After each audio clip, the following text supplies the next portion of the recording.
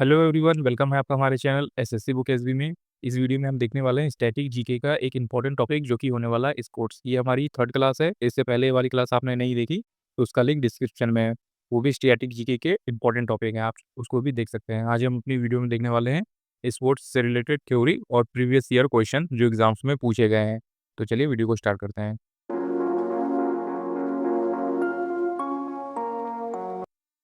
तो आइए स्टार्ट करते हैं खेल से रिलेटेड हमारी वीडियोस को। तो इसमें आप जैसे देख पा रहे होंगे कि खेल जो है वो दो प्रकार के होते हैं। कौन कौन से होते हैं? एक इंडोर होता है और एक आउटडोर होता है। तो सबसे पहले हम देखने वाले हैं इंडोर स्पोर्ट्स कौन कौन से होते हैं। इंडोर स्पोर्ट्स मतलब जो कि घर के अंदर खेले जाते हैं या फिर एक जगह बैठ कर खेले जाते हैं। तो इसमें पहला आता है हमारा जो खेल है वो है टेबल टेनिस। तो आप इस चीज़ को याद रखेंगे, टेबल टेनिस। इसकी शुरुआत जो है वो इंग्लैंड में हुई थी। तो आप इसे याद रखें कि इसकी शुरुआत कहाँ पे हुई थी? इंग्लैंड में हुई थी। इसे पिंग पोंग और विफ वॉफ के नाम से भी जाना जाता है। तो आप इस चीज़ को भी याद रखें, ये पिछली बार सीजीएल में पूछा हुआ क्वेश्चन है कि विफ वॉफ के नाम से किसे जाना जाता है। तो आप इसे याद रखेंगे कि विफ वॉफ के नाम से जो है टेबल टेनिस को जाना जाता है। आइए बढ़ते हैं कुछ इंपॉर्टेंट चीज़ें जो कि एग्जाम्स में पूछी जाती है। इसके टेबल जो है, जो हमारा टेबल टेनिस होता है उसका टेबल जो है 9 फीट का लंबी में होता है। मतलब 9 फीट उसकी लंबाई होती है और उसकी चौड़ाई जो है वो 5 फीट होती है और 2.5 फीट उसकी ऊंचाई होती है। तो आप इन सभी चीज़ों को याद रखेंगे कि टेबल टेनिस का जो टेबल होता है वो होता है 9 फीट लंबा होता है। तो आप इस चीज़ को याद रखेंगे, 9 फीट लंबा होता है, 5 फीट जो है उसकी चौड़ाई होती है और 2.5 फीट जो है उसकी ऊंचाई होती है। तो आप इस चीज़ों को याद रखें कि टेबल टेनिस जो है वो 9 फीट लंबा होता है, 5 फीट चौड़ा होता है और 2.5 फीट जो है वो ऊंचा होता है। इसमें जो सेंटीमीटर में दिया है आप उसे स्किप भी कर सकते हैं। यहाँ से ज़्यादा क्वेश्चन देखने को नहीं मिलते। आपसे फीट में क्वेश्चन पूछा जाएगा। टेबल टेनिस जो है वो 9 फीट की लंबाई होती है और जो टेबल होती है वो 5 फीट चौड़ी होती है और 2.5 फीट ऊँची होती है। और इसका जो गेंद होता है वो 40 मिलीमीटर का होता है। तो आप इस चीज़ को याद रखेंगे, 40 मिलीमीटर की जो है उसका गेंद होता है। आगे बढ़ते हैं इसकी शब्दावली पर। तो आप इसको याद रखेंगे कि इसमें कुछ निम्नलिखित शब्दावली होती है जो कि एग्ज़ाम्स में पूछी जाती हैं। तो पहला है हमारा डूडल स्पिन। तो आप इस चीज़ को याद रखेंगे। पहला है डूडल स्पिन, फिर है बैकहैंड, फिर है हाफ वॉली और चॉप, फिर जैमिंग। तो ये सभी जो वर्ड हैं ये टेबल टेनिस की शब्दावली से रिलेटेड हैं। तो आपने इस वर्ड को याद रखा कि ये डूडल स्पिन है जो कि टेबल टेनिस में यूज़ होता है। बैक हैंड है, ये भी टेबल टेनिस में है। हाफ वॉली ये भी टेबल टेनिस में यूज़ होता है। फिर है चॉप और फिर उसके बाद जैमिंग। तो ये सभी जो वर्ड आप देख रहे हैं ये टेबल टेनिस में यूज़ होने वाले वर्ड हैं। आगे बढ़ते हैं टेबल टेनिस से रिलेटेड जो इम्पोर्टेंट ट्रॉफियाँ हैं। तो आप इस चीज़ को याद रखेंगे, इसमें से कुछ ट्रॉफियाँ भी पूछी जाती हैं। तो वो कौन-कौन सी ट्रॉफियाँ हैं? तो पहला है रामानुजन ट्रॉफी, इम्पोर्टेंट ट्रॉफी है, हर बार एग्ज़ाम में पूछा जाता है। फिर है इलेक्ट्रा गोल्ड कप, ये भी इम्पोर्टेंट है। फिर है उसके बाद गैस्पर गेस्ट पुरस्कार, ये भी ज़्यादा इम्पोर्टेंट है। फिर उसके बाद है पीथापुरम कप जो कि पुरुषों के लिए होता है। फिर है कार्बिलान कप जो कि महिलाओं के लिए होता है, ये भी इम्पोर्टेंट है। फिर है उसके बाद राजकुमारी राजकुमारी चैलेंज कप, ये भी इम्पोर्टेंट है।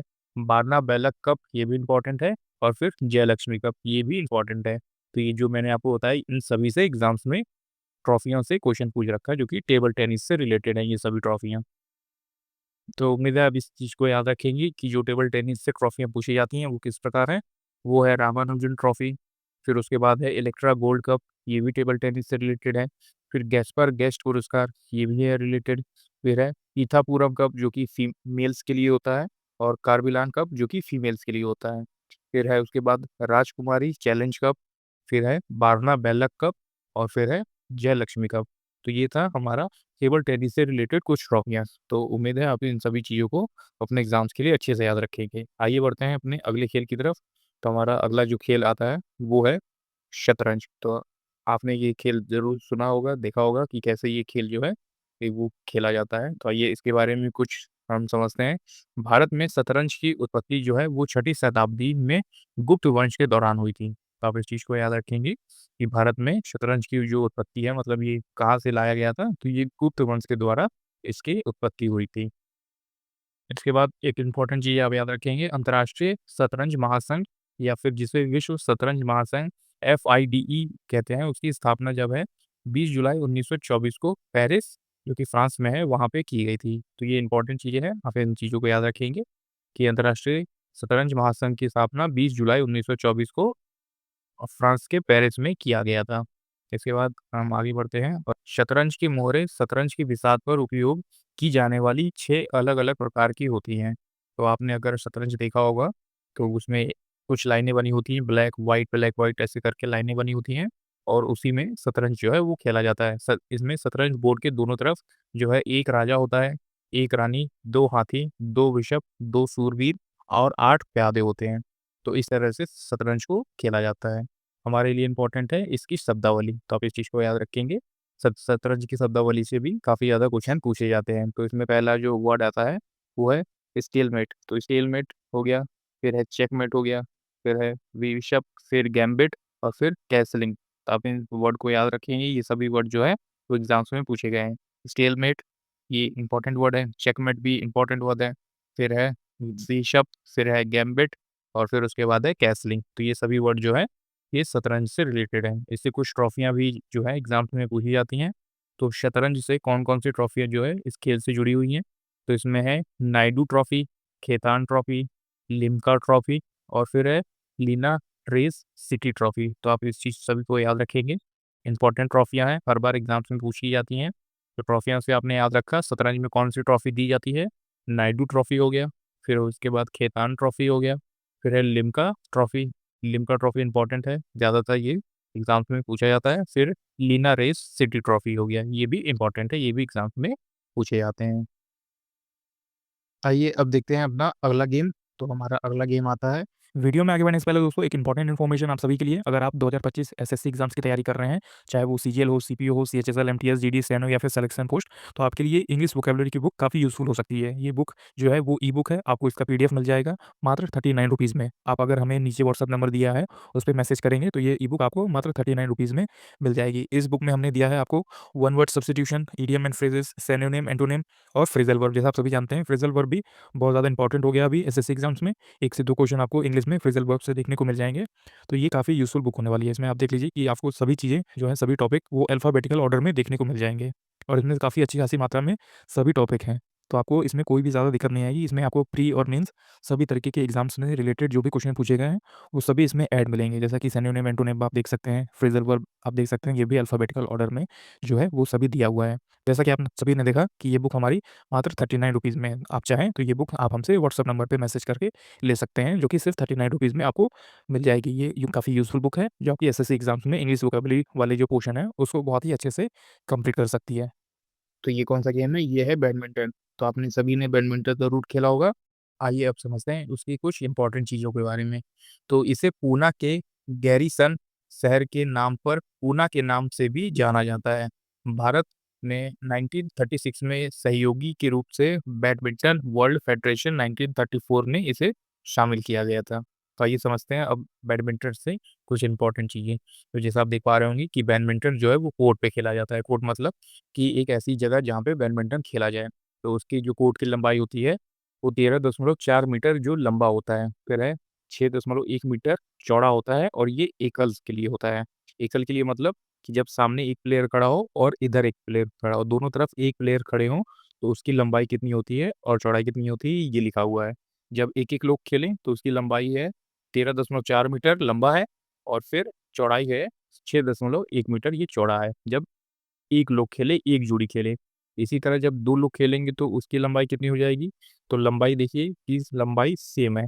तो जैसे आप देख पा रहे होंगे, ये 13.4 मीटर लंबा तो सेम है लेकिन चौड़ाई में 5.18 मीटर चौड़ा हो जाता है जब युगल खेलते हैं। मतलब कि जब 2 लोग खेलते हैं तो लंबाई सेम रहती है, पर जो चौड़ाई है वो थोड़ी-सी कम हो जाती है कि जब 2 लोग खेलते हैं। युगल मतलब होता है जब दोनों तरफ 2 लोग हों। जैसे कि उधर भी 2 लोग हैं और इधर भी 2 लोग हैं। मतलब उस कोर्ट में टोटल 4 लोग मौजूद हों। तो इस तरह से आप इस चीज़ को याद रखेंगे। बैडमिंटन कोर्ट की जो लंबाई-चौड़ाई होती है 13.4 मीटर गुणे 6.1 मीटर। जब ये एकल्स खेलें मतलब कि जब ये 1 लोग खेलें, इधर भी 1 हो और इधर भी 1 हो। फिर इसके बाद जब 2 लोग खेलते हैं तो 13.4 मीटर ही लंबा होता है और 5.18 मीटर चौड़ा हो जाता है। इसमें जैसे आप देख पा रहे होंगे कि प्रत्येक मैच में अतिरिक्त समय बिना जो है 21 अंकों की सर्वश्रेष्ठ 3 गेम शामिल होती है। मतलब आपको 21 अंक प्राप्त करना है और वो 3 गेमों में प्राप्त करना है। 3 गेम होंगे जिसमें आपको 21 अंक प्राप्त करने हैं। पहले और दूसरे सेट के बीच में जो है अंतराल 90 सेकंड का होता है। मतलब पहला और दूसरा सेट जब होगा तो उसमें 90 सेकंड का आपको रेस्ट मिलेगा। इसी तरह दूसरा और तीसरा सेट जब स्टार्ट होता है तो उसके बीच में 3 मिनट का अंतराल मिलता है, मतलब कि गैप मिलता है। आप उसमें रेस्ट कर सकते हैं या अपने आने वाले स्ट्रैटेजी को तैयार कर सकते हैं। फिर है हमारा कुछ इम्पोर्टेंट चीज़ें जो है पीला कार्ड या फिर येलो कार्ड। जैसे आपने फुटबॉल में देखा होगा, ये येलो कार्ड प्लेयर को दे दिया जाता है, रेड कार्ड, तो इसमें भी इस तरह के कार्ड जो है प्लेयर्स को दिए जाते हैं। तो पीला कार्ड या फिर येलो कार्ड किस लिए होता है? तो दुराचार के लिए, चेतावनी के लिए। तो आप इस चीज़ को याद रखेंगे कि पीला कार्ड जो है वो दुराचार के लिए होता है। इसी तरह है लाल कार्ड, तो लाल कार्ड किस लिए होता है? लाल कार्ड होता है दुराचार के लिए, दोष। तो आप चीज़ को याद रखेंगे, पीला कार्ड एक तरह से चेतावनी होती है और लाल कार्ड जो होता है वो काफ़ी ज़्यादा स्ट्रिक्ट होता है। मतलब आपको लाल कार्ड अगर मिल गया, तो आपको उस गेम से बाहर भी जाना पड़ सकता है। तो दुराचार के लिए दोषी पाया जाता है आपको। इसी तरह है काला कार्ड, तो काला कार्ड किस लिए होता है? ब्लैक कार्ड, तो ब्लैक कार्ड होता है दुराचार के लिए अयोग्य। तो आप इस चीज़ को याद रखेंगे, काला कार्ड जो है वो दुराचार के लिए अयोग्य है। आगे बढ़ते हैं और देखते हैं शब्दावली इसकी। यहाँ से भी इम्पोर्टेंट चीज़ें पूछी जाती हैं कि जो बैडमिंटन है उसके कुछ वर्ड होते हैं, जैसे कि शटलकॉक। शटलकॉक आप याद रखिए क्या होता है। फिर फेल, स्मैश, लव, ड्यूस और ब्लैक कार्ड। तो ब्लैक कार्ड जो है वो टेबल टेनिस में दिया जाता है। तो आपने देखा शब्दावली में इसका सबसे इम्पोर्टेंट है शटलकॉक, फिर फेल, फिर स्मैश, फिर लव, ड्यूस और फिर ब्लैक कार्ड। तो आप इस चीज़ को याद रखेंगे कि ये सभी जो है शब्द जो है बैडमिंटन से रिलेटेड हैं। तो आपने देखा कुछ इम्पोर्टेंट चीज़ें होती हैं जो बैडमिंटन खेल होता है उसमें ये इम्पोर्टेंट वर्ड है। आप इस सभी चीज़ों को याद रखेंगे और ये जो कार्ड हैं आप इनको भी याद रखेंगे कि पीला कार्ड किस लिए दिया जाता है। पीला कार्ड होता है, जैसे आप एक बार फिर देख लीजिए, पीला कार्ड होता है चेतावनी के लिए। अगर कोई चीज़ आपको चेतावनी देनी है तो आपको पीला कार्ड दिया जाता है। लाल कार्ड इससे भी ज़्यादा जो है वो स्ट्रिक्ट होता है, जैसे कि उसके लिए आपको जो है गेम से बाहर जाना पड़ सकता है। आपको दोषी माना जाएगा कि आपने किसी प्लेयर के साथ कुछ गलत किया।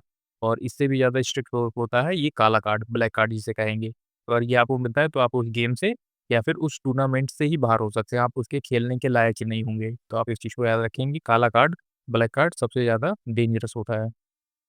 आगे बढ़ते हैं बैडमिंटन की कुछ इंपॉर्टेंट ट्रॉफियाँ, तो आप इन चीज़ों को याद रखेंगे। अब बैडमिंटन की इंपॉर्टेंट ट्रॉफियों में से भी एग्ज़ाम्स में क्वेश्चन पूछे जाते हैं। तो इसमें पहला है हमारा थॉमस कप, ये भी इंपॉर्टेंट है, आप इस चीज़ को याद रखेंगे। उबेर कप होता है जो कि महिलाओं के लिए होता है। फिर है अग्रवाल कप, फिर है टुंकू अब्दुल रहमान कप, तो ये भी इंपॉर्टेंट है, आप इसे याद रखेंगे। फिर है चड्डा कप, फिर है इब्राहिम रहमतुल्लाह चैलेंजर कप, फिर है कोनिका कप, फिर है योनेक्स कप, फिर है सुधरी रमन कप। तो ये कुछ इंपॉर्टेंट कप है एंड है बैडमिंटन से, आप इसे याद रखेंगे। बैडमिंटन ट्रॉफियों से है important Thomas cup, Uber cup जो कि फीमेल्स के लिए होता है, फिर है अग्रवाल अग्रवाल कप, फिर है टुंकू अब्दुल रहमान कप, ये भी इंपॉर्टेंट है। फिर है चड्डा कप, ये भी आप इसे याद रखेंगे, इंपॉर्टेंट है, हर बार एग्जाम्स में पूछा जाता है। फिर है इब्राहिम रहमतुल्लाह चैलेंजर कप, ये भी इंपॉर्टेंट है। फिर है कोनिका कप, फिर उसके बाद है यूनिक्स कप काफ़ी ज़्यादा इंपॉर्टेंट है। हर बार एग्ज़ाम्स में ये यहाँ से क्वेश्चन बनता है यूनिक्स कप से। फिर है सुधरी रमन कप और ये भी इंपॉर्टेंट है। आगे बढ़ते हैं और देखते हैं हमारा अगला गेम कौन-सा है। तो जैसा आप देख पा रहे होंगे हमारा अगला गेम है कबड्डी। तो इसे चीज़ आप याद रखेंगे, कबड्डी भी लगभग एक तरह से इंडोर गेम है या फिर इसे एक ही जगह पर होकर खेला जाता है। तो इसमें आप देख पा रहे होंगे, इसे पश्चिमी भारत में हुतुतु या फिर पूर्वी भारत में बांग्लादेश में हादुदो के नाम से जाना जाता है। तो आप इस चीज़ को याद रखिए कि पश्चिमी भारत में इसे हुतुतु कहते हैं और जो है बांग्लादेश में इसे हादुदो के नाम से जाना जाता है। यह बांग्लादेश का राष्ट्रीय खेल है। ये भी इम्पोर्टेंट है, ये एक बार एमटीएस में पूछा गया था, एमटीएस 2023 का एग्ज़ाम हुआ था, उसमें ये पूछा गया था कि कबड्डी जो है वो कहाँ का राष्ट्रीय खेल है? तो आप इसे याद रखेंगे, कबड्डी जो है वो बांग्लादेश का राष्ट्रीय खेल है। आगे बढ़ते हैं और देखते हैं कुछ इम्पोर्टेंट चीज़ें जो कि एग्ज़ाम्स में पूछी जाती हैं। जैसा कि इसमें आप देख पा रहे होंगे कि कबड्डी में 2 7 सदस्यों की टीम होती है। 2 7 मतलब कि एक इस तरफ 7 रहेगा इस टीम में और दूसरा जो 7 प्लेयर है वो दूसरे वाली टीम में रहेगा। मतलब कि टोटल उस समय मैदान में 14 पीपल जो हैं वो गेम खेल सकते हैं। 7 एक टीम से और 7 सामने वाले की अपोज़िशन टीम से। तो आप इस चीज़ को याद रखेंगे कि कबड्डी में दोनों तरफ 7-7 प्लेयर होते हैं। आइए देखते हैं कुछ इम्पोर्टेंट चीज़ें। पुरुषों के संदर्भ में देखा जाए तो कबड्डी के कोर्ट का आयाम जो है वो 10 मीटर लंबा और 13 मीटर चौड़ा होता है। तो आप इस चीज़ को याद रखेंगे। जब मेल्स कबड्डी खेलेंगे, उनका जो कोर्ट है, उनका जो मैदान टाइप का रहता है, वो कितना रहेगा? 10 मीटर लंबा रहेगा और 13 मीटर चौड़ा रहेगा। इसे फीट में देखा जाए तो 23 फीट गुणे 45 फीट। ये भी इम्पोर्टेंट है, फीट से भी एग्ज़ाम में क्वेश्चन पूछा गया है, आप इसको भी याद रखेंगे। तो आपने इस चीज़ को याद रखा। अब आइए देखते हैं जब महिलाएँ कबड्डी खेलेंगी तो उनके में 8 मीटर लंबा होगा और 11 मीटर चौड़ा होगा वो कोर्ट। तो आप इसे ये याद रखें जब महिलाएँ उसमें खेलेंगी तो वो जो कोर्ट का लंबाई-चौड़ाई है वो 8 मीटर लंबा और 11 मीटर चौड़ा होगा। फीट में देखेंगे तो 26 फीट गुणे 39 फीट। 26 फीट में चौड़ाई मापी जाएगी और 39 फीट में जो है वो लंबाई देखी जाएगी। तो आप इस चीज़ को याद रखेंगे कि 8 मीटर लंबा और 11 मीटर चौड़ा 26 गुणे 39 फीट का होता है जब महिलाएँ कबड्डी खेलेंगी। आगे देखते हैं कबड्डी के एक खेल की अवधि जो है वो 40 मिनट की होती है। मतलब कि जब कबड्डी शुरू होगा तो वो 40 मिनट का एक इम्पोर्टेंट गेम होता है, जिसमें कि 20-20 मिनट के 2 हाफ टाइम या फिर 2 टर्म होते हैं और दोनों टीम आधे समय बाद 20 मिनट के बाद पक्ष बदल लेती हैं। तो आप इस चीज़ को याद रखेंगे कि 20-20 मिनट का 2 टर्म होता है, जैसे 20 मिनट ये और फिर अगला 20 मिनट वो और दोनों टीम आधे समय के बाद जो है पक्ष बदल लेते हैं। अब आइए देखते हैं कि जो कबड्डी से इम्पोर्टेंट वर्ड हैं, उनकी शब्दावली है, वो किस तरह से एग्ज़ाम्स में आती है और आपको कौन-सा ये याद रखना है। तो जो आप देख पा रहे होंगे, जो रेड हो गया, लाइव, कैंट, ब्रोकन, कैंट, हुतुतु आपने देख ही लिया होगा। फिर है उसके बाद सुपर रेड, फिर है डू और डाई रेड। तो आप इस चीज़ को याद रखेंगे, डू और डाई रेड, फिर है लोना रेडर और फिर स्ट्रगल। तो ये सभी वर्ड जो है आप देख पा रहे होंगे, ये कबड्डी से रिलेटेड है। इनमें सबसे ज़्यादा इम्पोर्टेंट है, जो है वो ब्रोकन कैंट है, फिर सुपर रेड है, फिर उसके बाद है डू और डाई रेड, तो ये भी इम्पोर्टेंट है। फिर है लोना रेडर लोना रेडर और स्ट्रगल, ये सभी वर्ड जो है कबड्डी से इम्पोर्टेंट है। इसमें कुछ इम्पोर्टेंट ट्रॉफियाँ भी होती हैं, आप इसको भी याद रख लीजिए, जो कि है प्रो कबड्डी लीग और फिर है कबड्डी विश्व कप। ये 2 ट्रॉफियाँ हैं जो आपके एग्ज़ाम्स में पूछा गया है। फिर कबड्डी से रिलेटेड कौन-सी ट्रॉफियाँ हैं, तो प्रो कबड्डी लीग और कबड्डी विश्व कप, तो ये इम्पोर्टेंट है, तो इससे आप याद रखेंगे। आगे बढ़ते हैं, हमारा अगला खेल देखते हैं, अगला खेल जो है वो बास्केटबॉल है।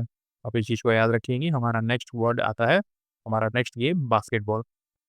आइए समझते हैं बास्केटबॉल, इसका आविष्कार जो है वो 1891 में कनाडाई अमेरिकन जो थे, जिम शिक्षक जेम्स नथस्टेम ने स्प्रिंगफील्ड, मैसाचुसेट्स जो कि संयुक्त राज्य अमेरिका में है, वहाँ पे किया था। तो ये आपको याद रखने की ज़रूरत नहीं है, आपको जो याद रखना है वो नीचे लिखा हुआ है, जो आप देख पा रहे होंगे।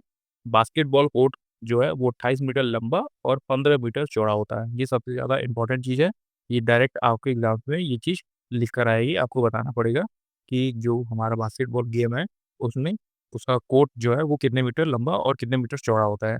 तो जो आप देख पा रहे होंगे ये 28 मीटर लंबा होता है हमारा बास्केटबॉल का कोर्ट और 15 मीटर चौड़ा होता है। 28 गुणे 15 आप इसे याद रखेंगे।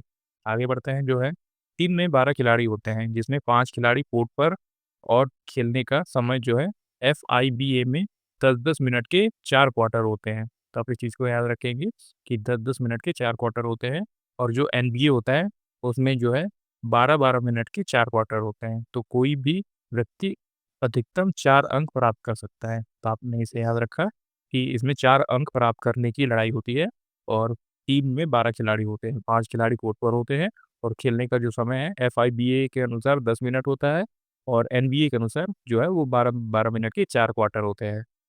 आइए समझते हैं बास्केटबॉल से कुछ इम्पोर्टेंट शब्दावली। तो जैसे आप देख पा रहे होंगे शब्दावली भी काफ़ी ज़्यादा इम्पोर्टेंट है, ये एग्ज़ाम्स में यही चीज़ पूछा जाता है।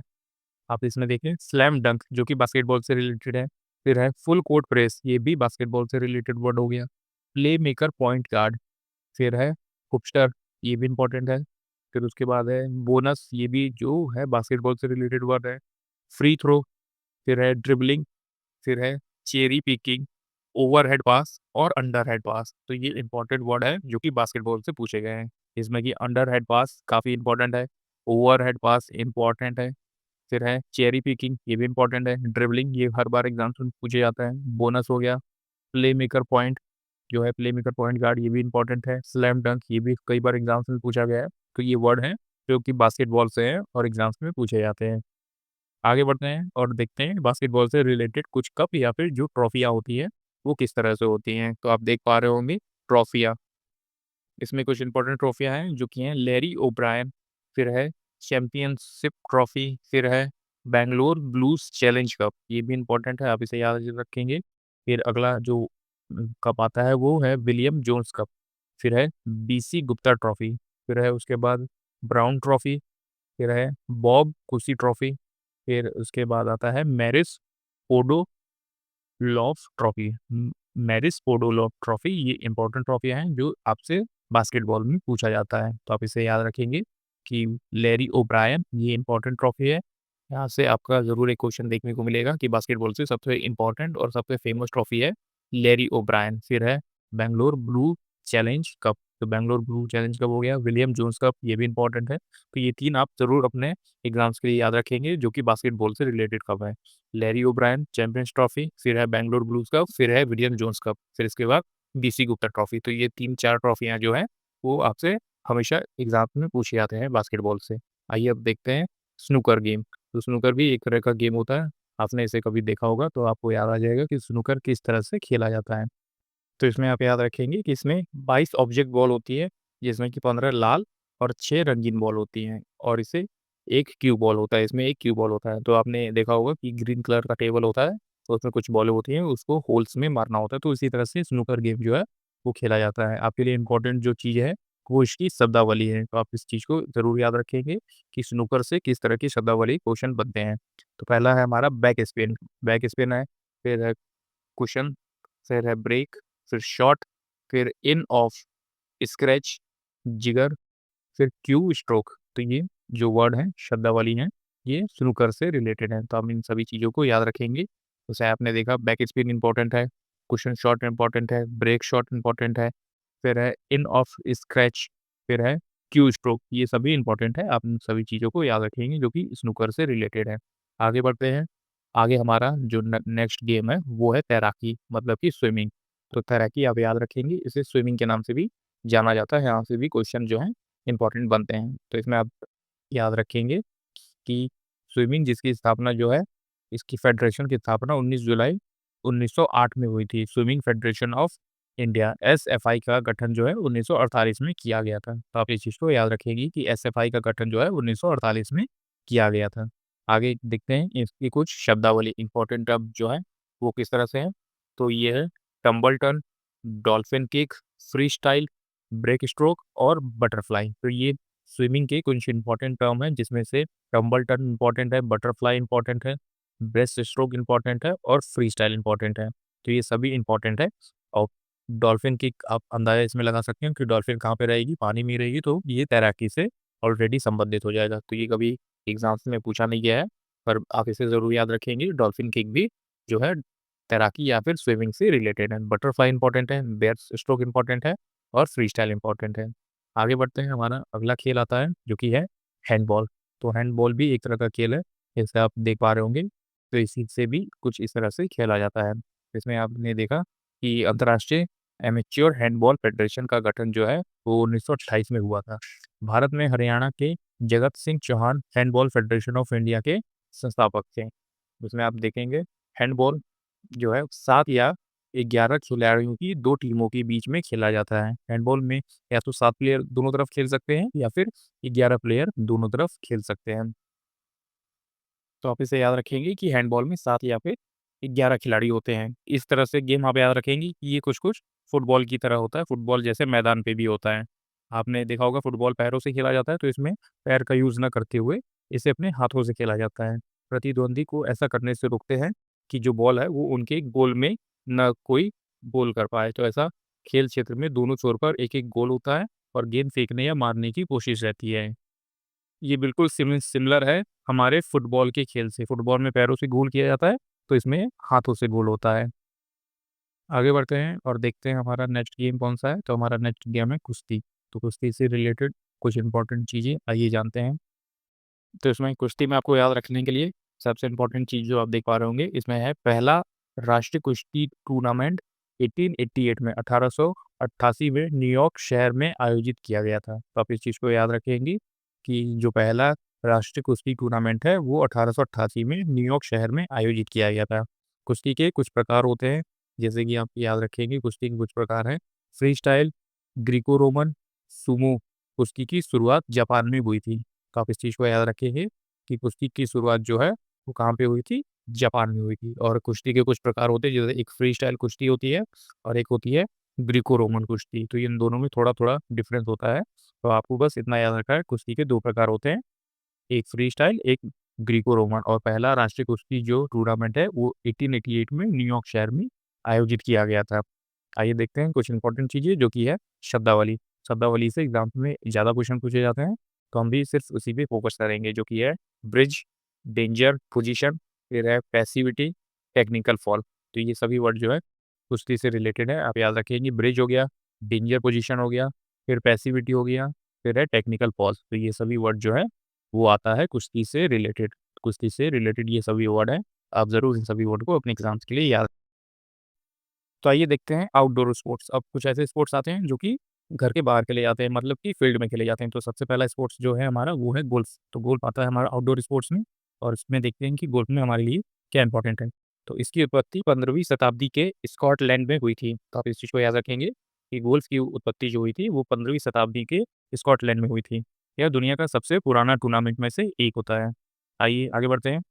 अब देखते हैं कि किस तरह से गोल्फ को खेला जाता है। गोल्फ एक क्लब और बॉल खेल है, मतलब कि इसमें एक छोटा-सा बॉल रहता है और एक रहता है स्टिक, जिसे क्लब के नाम से जाना जाता है, जिसमें कि खिलाड़ी विभिन्न क्लबों का उपयोग करके यथासंभव श्रृंखला सीरीज़ में कम स्ट्रोक में गेंदों को एक कोर्स के छिद्र में डालते हैं। मतलब कि एक स्टिक से, मतलब क्लब से बॉल को बहुत दूर मारा जाता है और एक होल होता है, उसमें बॉल को जाना रहता है।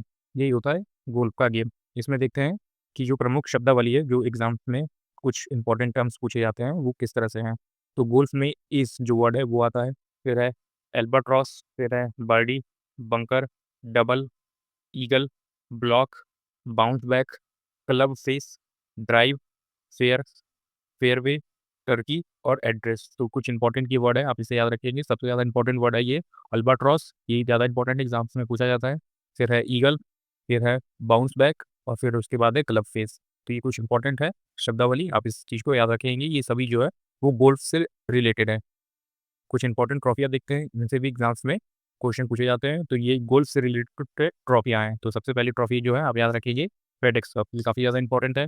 फिर है कनाडा कप, फिर है कोलंबो कप, फिर उसके बाद है प्रिंस ऑफ वेल्स कप, फिर है राइडर कप, फिर है वॉकर कप, फिर इसके बाद आता है नोमुरा ट्रॉफी। नोमुरा ट्रॉफी भी कई बार एग्जाम्स में पूछे गए हैं, आप इसे याद रखेंगे। मुथैया गोल्ड कप, ये भी इंपॉर्टेंट है। फिर उसके बाद आता है हमारा जो लास्ट में कप है, वाटरफोर्ड क्रिस्टल कप, ये भी काफ़ी ज़्यादा इंपॉर्टेंट है। तो आपने इसमें याद रखा कुछ इंपॉर्टेंट ट्रॉफियों में से सबसे इंपॉर्टेंट है फेडेक्स कप, फिर है उसके बाद राइडर कप, राइडर कप के बाद है वॉकर कप, वॉकर कप के बाद है नोमुरा ट्रॉफी, नोमुरा ट्रॉफी भी आप याद रखेंगे। फिर मुथैया गोल्ड कप, ये भी इंपॉर्टेंट है। और फिर है लास्ट में वाटरफोर्ड क्रिस्टल ट्रॉफी। तो आप इस चीज़ को भी याद रखेंगे, ये सभी जो है वो गोल्फ से रिलेटेड ट्रॉफियाँ हैं। आइए दोस्तों आगे बढ़ते हैं और देखते हैं नेक्स्ट हमारा जो गेम है वो है हॉकी। तो हॉकी भी एक आउटडोर स्पोर्ट्स है और इसमें हम जानने वाले हैं हॉकी से किस टाइप के इंपॉर्टेंट क्वेश्चन एग्जाम्स में बनते हैं। तो जैसे आप देख पा रहे होंगे कि अंतर्राष्ट्रीय हॉकी महासंघ की स्थापना जो है 1924 में पेरिस में पॉल लेउटी के द्वारा की गई थी। भारतीय हॉकी महासंघ, जिसे हम आईएचएफ का नाम से जानते हैं, आईएचएफ का गठन 1925 में हुआ था।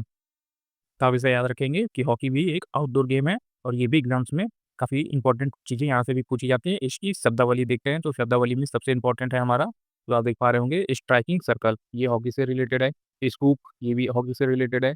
बैक स्टिक, ये कई बार एग्जाम्स में पूछा गया है। फिर उसके बाद आता है एडवांसिंग, फिर हॉकी स्टिक इंटरफेरेंस, फिर है स्टिक, फिर सडन डेथ और फिर है पेनल्टी कॉर्नर। तो ये सभी वर्ड जो है वो हॉकी से रिलेटेड हैं, जिसमें कि सबसे ज़्यादा इंपॉर्टेंट है स्ट्राइकिंग सर्कल, फिर है स्कूप, फिर है बैक स्टिक आप ज़रूर याद रखेंगे, ये हॉकी से रिलेटेड होता है।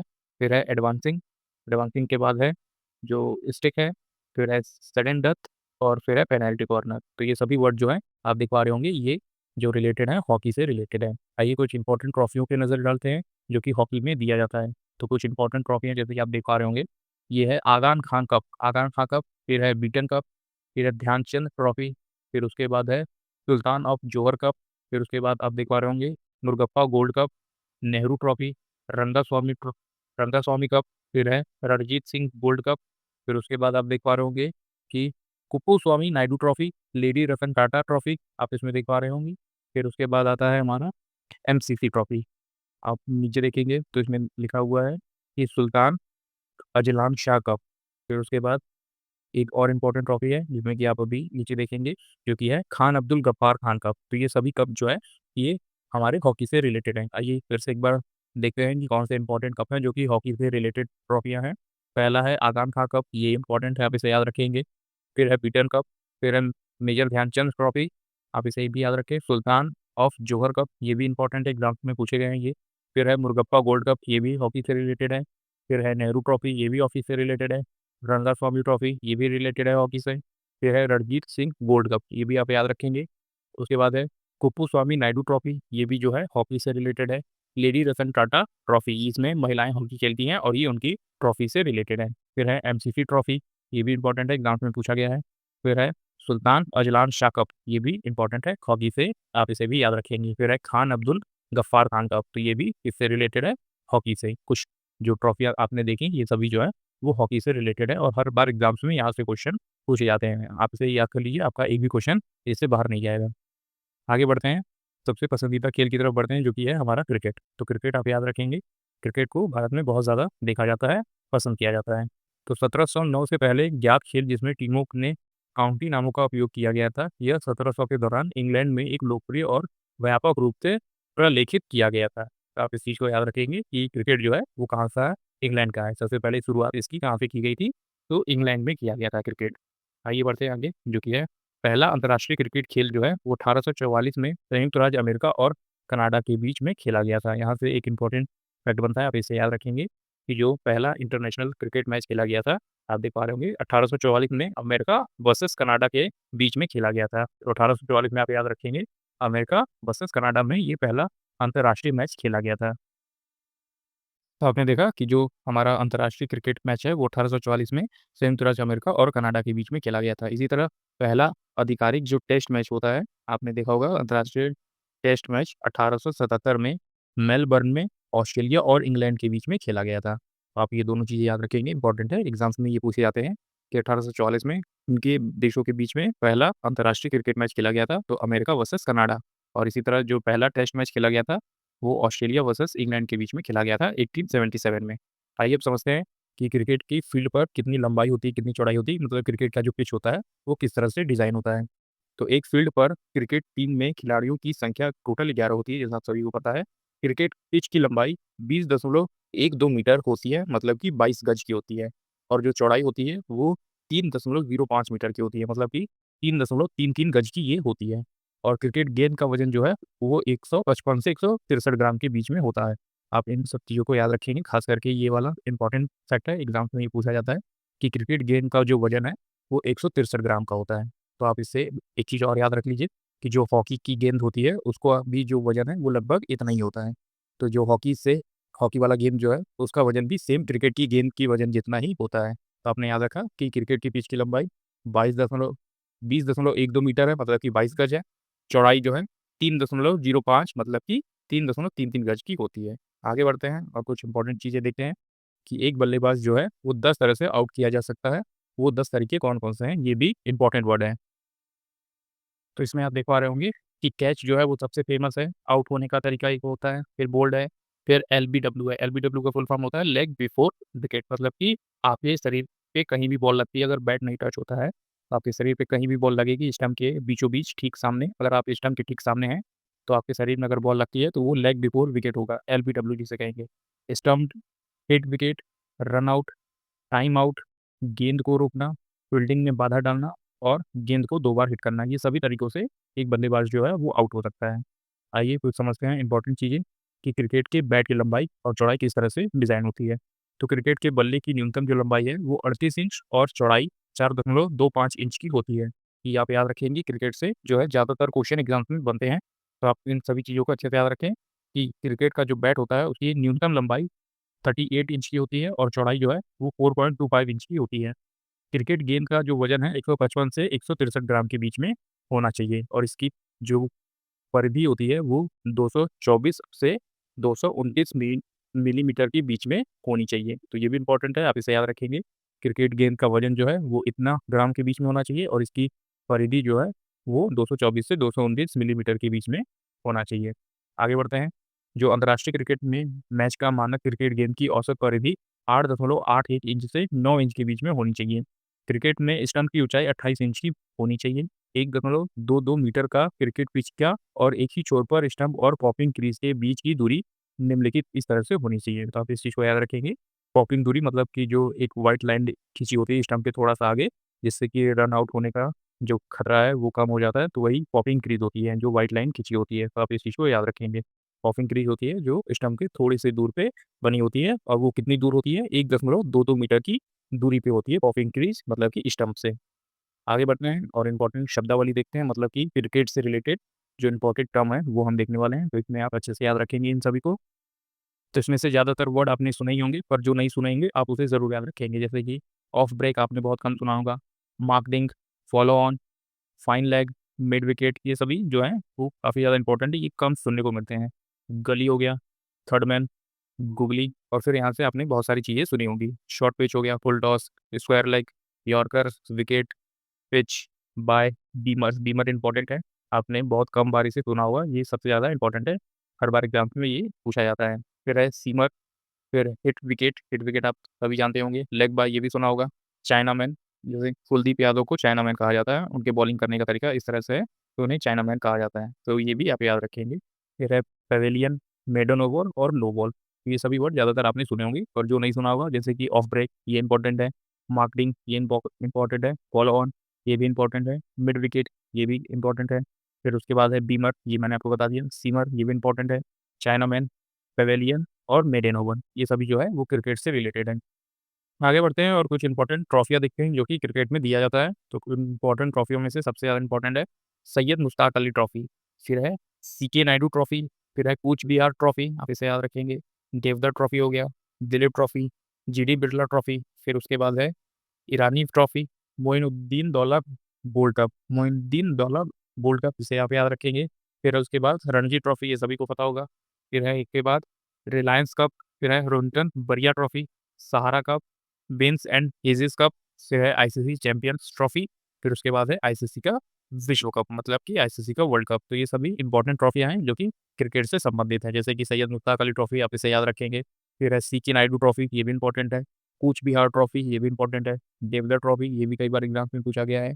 दिलीप ट्रॉफी, फिर है जीडी बिरला ट्रॉफी, फिर इसके बाद है ईरानी ट्रॉफी, फिर है रणजी ट्रॉफी, फिर उसके बाद है रोहिंटन बोरिया ट्रॉफी और है सहारा कप। तो ये सभी जो ट्रॉफी हैं आप इसे याद रखेंगे।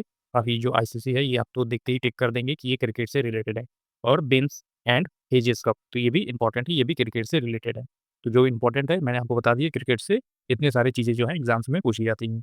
आगे बढ़ते हैं और जो नेक्स्ट खेल है हमारा, ये है फुटबॉल। आप इसे याद रखेंगे, हमारा इम्पोर्टेंट खेल बनता है फुटबॉल। फुटबॉल भी इंडिया में काफ़ी हद तक खेला जाता है।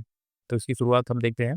इसकी शुरुआत 19वीं सदी में हुई थी। फुटबॉल एसोसिएशन चैलेंज कप, दुनिया की सबसे पुरानी फुटबॉल चैंपियनशिप की शुरुआत 1872 से हुई थी। 1888 में डूरन कप, दुनिया का दूसरा सबसे पुराना फुटबॉल टूर्नामेंट शिमला, भारत में प्रारंभ किया गया था। तो यहाँ से ये इंपॉर्टेंट चीज़ें आप ज़रूर इसे याद रखेंगे कि इसकी शुरुआत जो है वो कब हुई थी? तो 19वीं सदी में इसकी शुरुआत हुई थी।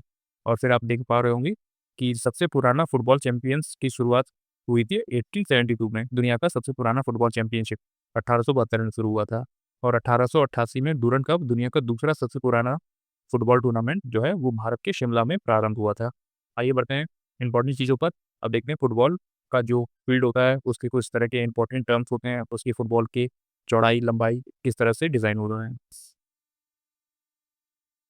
तो जैसा कि आप इसमें देख पा रहे होंगे कि एक मानक स्टैंडर्ड जो फुटबॉल होता है उसके गोल का आयाम 24 फीट मतलब कि 7.32 मीटर चौड़ा और 8 फीट मतलब 2.44 मीटर ऊंचा होता है, जिसका जो अर्थ है ये कि गोल का आयाम 192 वर्ग फीट है और दोनों गोल पोस्ट और क्रॉस बार की चौड़ाई की गहराई जो है वो 12 सेंटीमीटर की होती है। तो आप इन सभी चीज़ों को याद रखेंगे। ये एग्जाम्स में नहीं पूछे जाते पर हो सकता है कि आपसे एग्जाम्स में पूछ लिया जाए। तो आप इस चीज़ों को अच्छे से याद रखेंगे। सभी फ्री किक और कॉर्नर सीधे हैं और विपक्षी खिलाड़ी को किक इन से 3 मीटर दूर होना चाहिए। आगे बढ़ते हैं और जो इसमें फुटबॉल से रिलेटेड सबसे इम्पोर्टेंट चीज़ें हैं वो इसकी शब्दावली है। मतलब कि फुटबॉल से रिलेटेड कुछ इंपॉर्टेंट टर्म जो होते हैं वही एग्जाम्स में ज़्यादातर पूछे जाते हैं। तो इसमें आप सभी चीज़ें याद रख लीजिए क्योंकि फुटबॉल से हर एक चीज़ पूछी जाती है एग्जाम्स में। जैसे कि डायरेक्ट फ्री थ्रो ये फुटबॉल से रिलेटेड है। सेट, वॉली, सर्विस लाइन, फिर है header, free kick, penalty kick, hattrick, video सहायक रेफरी, गोल, कमबैकर, फिर है लॉन्ग आउट, फिर है side armer, stopper, off side, trapping, blooper, फिर है बंट, फिर बुकिंग। तो ये सभी वर्ड जो है वो फुटबॉल से रिलेटेड हैं, तो आप इन सभी वर्ड्स को याद रखेंगे। सबसे इंपॉर्टेंट है जो आप देख पा रहे होंगे डायरेक्ट फ्री किक, तो डायरेक्ट फ्री किक ये काफ़ी ज़्यादा इंपॉर्टेंट है, एग्जाम्स में कई बार पूछा गया है।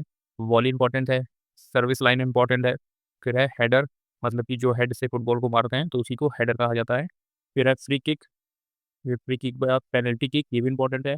हैट्रिक, ये भी इंपॉर्टेंट है। फिर उसके बाद है कमबैकर, फिर है साइड आर्मर, फिर है स्टॉपर और फिर है ऑफ साइड। ये सभी वर्ड जो है एग्जाम में पूछे गए हैं। आगे बढ़ते हैं और फुटबॉल से रिलेटेड कुछ ट्रॉफियाँ देखते हैं, क्योंकि ट्रॉफियों से भी कई बार एग्जाम में क्वेश्चन पूछे गए हैं। तो सबसे इंपॉर्टेंट ट्रॉफी जो है वो है डूरंड कप, फिर है रोवर्स कप, संतोष ट्रॉफी, सुब्रतो मुखर्जी कप, फिर है डॉक्टर बीसी रॉय ट्रॉफी, फिर उसके बाद हम देखेंगे बेगम हजरत महल ट्रॉफी, फिर उसके बाद आता है हमारा संजय गोल्ड कप, फिर बदोदकर ट्रॉफी, फिर उसके बाद आता है कोलंबो कप, कलिंगा कप और फिर है विठल ट्रॉफी। तो ये सभी ट्रॉफियाँ जो है वो फुटबॉल से रिलेटेड है, तो आप इन सभी को अच्छे से याद रखेंगे। जो आप देख पा रहे होंगे डूरंड कप इंपॉर्टेंट है, रोवर्स कप इंपॉर्टेंट है, संतोष ट्रॉफी इंपॉर्टेंट है, सुब्रतो मुखर्जी कप इंपॉर्टेंट है। सुब्रतो मुखर्जी कप के बाद आपने देखा कि डॉक्टर बीसी राय ट्रॉफी, ये भी इंपॉर्टेंट है। फिर है बेगम हजरत महल ट्रॉफी, ये भी इंपॉर्टेंट है, एग्जाम्स में पूछे गए हैं। संजय गोल्ड कप, ये भी इंपॉर्टेंट है। बदोस्कर ट्रॉफी, ये भी फुटबॉल से रिलेटेड है। कोलंबो कप आप याद रखेंगे, कलिंग कप, कलिंगा कप और फिर है विठल ट्रॉफी। तो ये सभी ट्रॉफी जो है वो फुटबॉल से रिलेटेड है। आगे बढ़ते हैं और नेक्स्ट गेम हमारा आता है पोलो, तो आप इस चीज़ को याद रखेंगे। हमारा नेक्स्ट गेम कौन सा है? पोलो, जो कि आउटडोर गेम है। इसे जो है प्राचीन समय में ईरान में चोगवान या फिर चोगान के रूप में विकसित हुआ और औपचारिक बनाया गया था। तो पोलो का जो पुराना नाम है वो चौगान है या फिर चोगान है। यह पोलो जो है आधुनिक खेल मणिपुर से लिया गया है, जहाँ इस खेल को सागोल, कंजजेई या फिर कंजई बाजी या फिर पुलू के नाम से जाना जाता है। यह घोड़े पर बैठकर खेले जाने वाला गेंद का खेल है, मतलब घोड़े पर बैठकर स्टिक से गेंद को मारा जाता है, तो इसी को पोलो के नाम से हम जानते हैं। तो आपने देखिए पोलो की शुरुआत कुछ इस तरह से हुई थी। आगे बढ़ते हैं और इससे रिलेटेड शब्दावली पे नज़र डालते हैं। तो हमारा पहला वर्ड आता है लगाम, फिर है बम्प, हुक, नॉक इन, फिर है मैलेट, स्टिक, मैलेट या फिर स्टिक, दोनों में से आप एक बोल सकते हैं इसे। आउट ऑफ बाउंडर्स, तो आउट ऑफ बाउंडर्स ये एक तरह का वर्ड है, आप इसे याद रखेंगे। ये सभी वर्ड जो है वो पोलो से रिलेटेड है। लगाम हो गया, बम्प, हुक, नॉक इन, ये भी इंपॉर्टेंट है। मैलेट या स्टिक, जिसे बॉल को मारा जाता है। फिर आउट ऑफ बाउंड्स, तो ये भी इंपॉर्टेंट है, जो कि पोलो से पूछे जाते हैं। इसकी कुछ इंपॉर्टेंट ट्रॉफियाँ हैं, तो इससे बहुत कम ट्रॉफियाँ जो है एग्जाम्स में पूछा गया है। सबसे पहला इंपॉर्टेंट है एजरा कप, यही एग्जाम्स में पूछा गया है कि ये एजरा कप किस खेल से संबंधित है। तो आप बताएंगे कि ये एजरा कप जो है वो पोलो से संबंधित है, यही एग्जाम्स में पूछा जाता है, सबसे इंपॉर्टेंट है।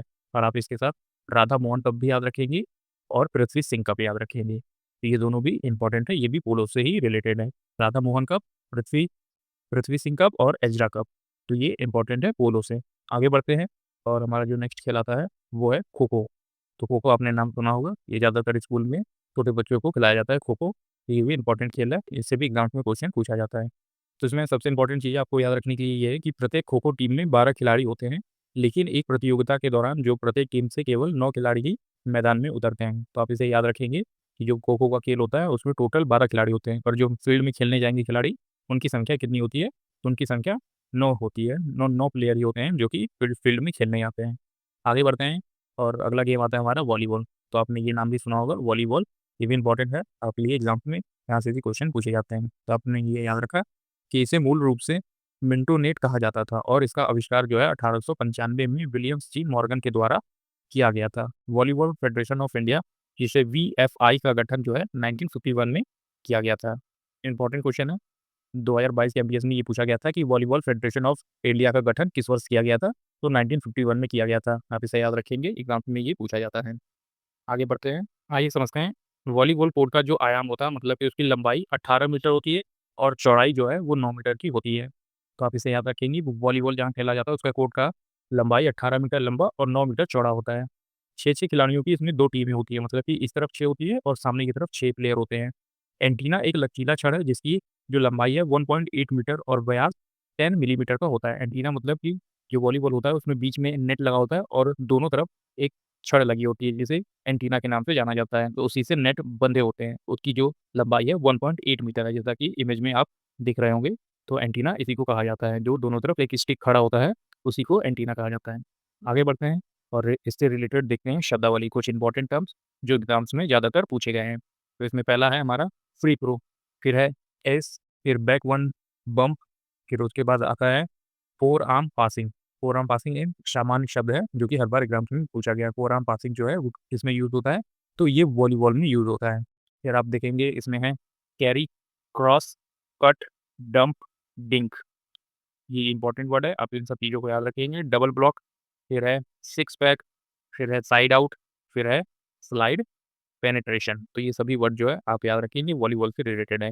जैसे फ्री थ्रो हो गया, एस हो गया, बैक वन बम्प हो गया, फोर आर्म पासिंग हो गया, carry, cross, cut, dump, drink.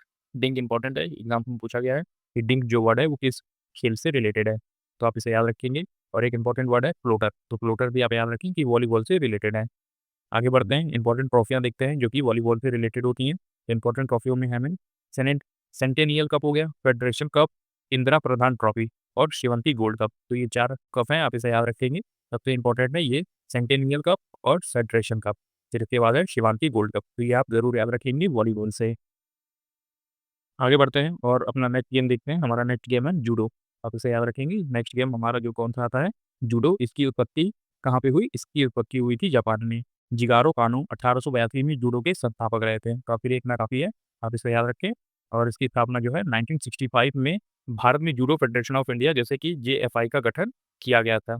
और पहली राष्ट्रीय जूडो चैंपियनशिप 1966 में हैदराबाद में आयोजित की गई थी। तो यहाँ से भी क्वेश्चन बन जाता है, आप इसे याद रखिए कि जेएफआई मतलब जूडो फेडरेशन ऑफ इंडिया का गठन कब हुआ था, किस ईयर में हुआ था, तो ये हुआ था 1965 में। और सबसे पहली बार ये खेल कब खेला गया, हैदराबाद में खेला गया था 1966 में, मतलब कि फेडरेशन के ठीक 1 साल बाद खेला गया था। आइए बढ़ते हैं नेक्स्ट गेम पर। हमारा नेक्स्ट गेम है आइस हॉकी। तो आइस हॉकी से आप याद रखेंगे, ये भी इंपॉर्टेंट है। यह आइस स्केट्स पर खेले जाने वाला एक टीम खेल है जो आमतौर पर आइस स्केटिंग रिंग पर खेलने के लिए विशिष्ट रेखाओं और चिन्हों के साथ खेला जाता है। तो आइस हॉकी भी एक तरह का खेल है। आपने देखा होगा कि वो एक बर्फ की पतली सी चादर रहती है, उस पर ही आइस हॉकी खेला जाता है। आगे बढ़ते हैं अपने नेक्स्ट गेम पर, जो कि है हमारा नेक्स्ट गेम लॉन टेनिस। तो लॉन टेनिस भी इंपॉर्टेंट गेम है, पूछा जाता है एग्जाम्स में। टेनिस में ओपन एरा 1968 में शुरू हुआ जब ग्रैंड स्लैम टूर्नामेंट पेशेवर खिलाड़ियों को एमेच्योर के साथ प्रतिस्पर्धा करने की अनुमति पर सहमति हुई।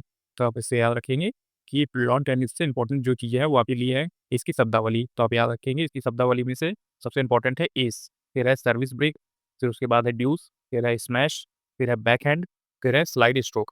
तो स्लाइड स्ट्रोक जो है वो लॉन टेनिस से रिलेटेड है। हम इन सभी चीज़ों को अच्छे से याद रखेंगे कि लॉन टेनिस से सबसे इंपॉर्टेंट वर्ड जो आता है वो सर्विस ब्रेक है, ड्यूस है, स्मैश है, बैकहैंड है और स्लाइस स्ट्रोक है। ये सभी वर्ड जो है वो लॉन टेनिस से रिलेटेड है। आइए आगे बढ़ते हैं और नेक्स्ट जो हमारा गेम है उसको देखते हैं। तो हमारा नेक्स्ट गेम है कौन-सा है, साइक्लिंग है। साइक्लिंग मतलब साइकिल चलाना।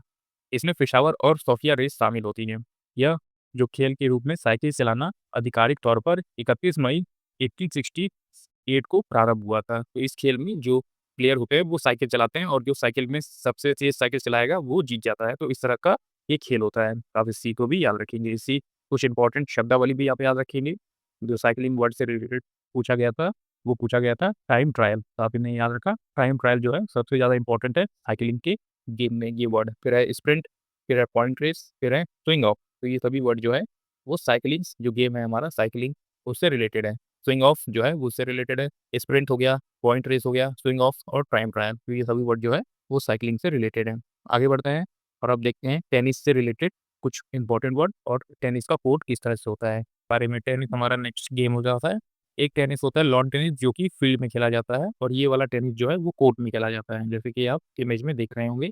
तो टेनिस कोर्ट का जो आयाम होता है, एकल मैचों के लिए कोर्ट की लंबाई कितनी होती है, 23.77 मीटर और चौड़ाई 8.23 मीटर की होती है। मतलब कि जब एक लोग खेले, एक इस तरफ हो और एक उस तरफ हो, तब जो कोर्ट की लंबाई चौड़ाई होगी वो 23.77 मीटर होगी और चौड़ाई जो है वो 8.23 मीटर होगी। जब इसमें 2-2 प्लेयर हो जाते हैं, मतलब कि 2 इस तरफ और 2 उस तरफ, तो उसे युगल मैच कहते हैं, डबल्स कहते हैं। तो इसमें कोर्ट की जो चौड़ाई होती है वो कितनी होती है, 10.97 मीटर होती है और लंबाई जो है वो सेम रहेगी। तो आप इस चीज़ को भी याद रखेंगे कि टेनिस जो है एक कोर्ट पे भी खेला जाता है और एक लॉन में भी खेला जाता है। तो लॉन टेनिस अलग होता है और जो सिर्फ टेनिस है वो अलग होता है। तो उसी में आप याद रखें टेनिस की कोर्ट की जो एकल मैच की लंबाई है, मतलब कि जब एक लोग खेले तो उसकी लंबाई कितनी है, तो 23.77 मीटर की लंबाई और चौड़ाई 8.23 मीटर की। जब 2 लोग मैच खेलते हैं तो लंबाई वही रहेगी, चौड़ाई थोड़ी-सी एक्स्ट्रा हो जाती है, 10.97 मीटर की हो जाती है।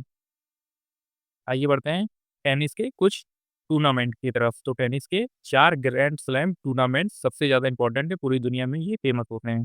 जैसे कि ऑस्ट्रेलियन और यूएस ओपन हो गया, जो कि हार्ड कोर्ट पे खेले जाते हैं, मतलब कि इनका जो कोर्ट है, इनका जो ज़मीन है, वो हार्ड होता है।